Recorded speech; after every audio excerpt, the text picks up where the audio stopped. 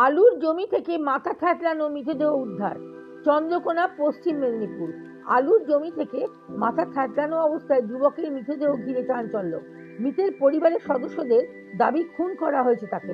মৃতদেহের পাশেই পড়েছিল একটি কাঠের টুকরো। ঘটনাটি পশ্চিম মেদিনীপুর জেলার চন্দ্রকোনা 2 নম্বর ব্লকের বসন্তপুর এলাকার। স্থানীয় সূত্রে খবর, চন্দ্রকোনার রাধানগর গ্রামের বাসিন্দা লক্ষ্মীকান্ত দলুই 30 কাল বিকেলে বসন্তপুর গ্রামে ভৈরবী মন্দিরে পুজো দেখতে আসেন। রাতে বাড়ি ফেরেননি।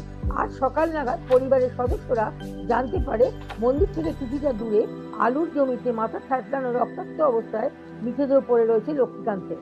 বসন্তপুর এলাকায় মন্দির থেকে কিছুটা দূরেই লক্ষ্মীকান্তের শ্বশুরবাড়ি বলেও জানা যায়। খবর পেয়ে ঘটনাস্থলে দ্রুত পৌঁছে চন্দ্রকোনা থানার পুলিশ মৃতদেহ উদ্ধার করে ময়নাতদন্তে পাঠিয়েছেন। পুলিশ সূত্রে খবর, এই ঘটনায় কারা জড়িত আছে, কিভাবে মৃত্যু হলো, পুরো বিষয়টি তদন্ত করছেন তারা।